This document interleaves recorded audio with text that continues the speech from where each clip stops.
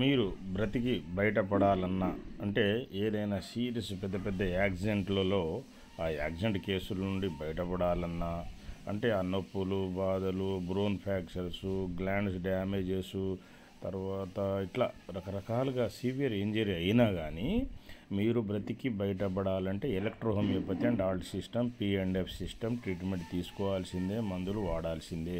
ఒకవేళ మీరు ఎమర్జెన్సీలో దగ్గర హాస్పిటల్స్ అల్లోపతి హాస్పిటల్స్ ఇంకా ఇతర హాస్పిటల్స్ చేరినా గంట తేడాతో ఈ మందులు వాడుకోవాలి. ఆ రిపోర్ట్ల మీద టెంపర్మెంట్ సిమ్టమ్స్ మీద మందులు తీసుకోండి, ట్రీట్మెంట్ తీసుకొని మందులు తీసుకొని వాడుకుంటే తొందరగా రికవరీ అవుతారు. వాపులన్నీ తొందరగా తగ్గిపోతాయి.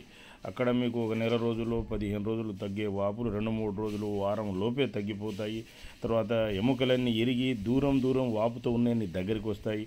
ఆ తర్వాత పైన ఎక్స్టర్నల్ ఫైబర్ ప్లేట్స్ ఉంటాయి, అవి ఫిట్నెస్ సెట్ అయిపోతాయి అన్నమాట. ఆటోమేటిక్గా ఏ సర్జరీ లేకుండా బాగు చేయవచ్చు. మ్యాక్సిమం 99% కేసులకి పెద్ద పెద్ద సర్జరీస్ అన్నీ అవాయిడ్ చేయవచ్చు. లక్షలాది మందిని బాగు చేయడం జరిగినది.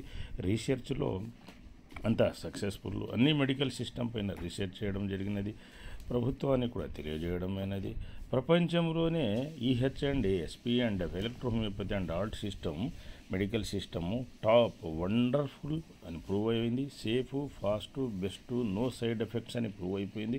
లక్షలాది మంది ఈ పేషెంట్ రకరకాల డిఫరెంట్ కేసులు, తర్వాత ఈ కార్పొరేట్ హాస్పిటల్ రిజెక్ట్ చేసిన కేసులు, యాక్సిడెంట్ కేసులు, పాయిజన్ కేసులు, ఎక్కడ బాగ్గాని కేసులు, తర్వాత స్త్రీలు పిల్లల కేసులు, పెద్దలు వగైరా అన్ని కేసులు బాగైనాయి. తర్వాత జంతువులు పక్షులు కూడా బ్రహ్మాండమైన వైద్యం, మొక్కలు కూడా బ్రహ్మాండమైన వైద్యం అన్నమాట.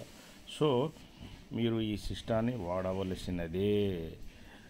అప్పుడు మీరు బ్రతికి బయటపడగలరు. హాయ్.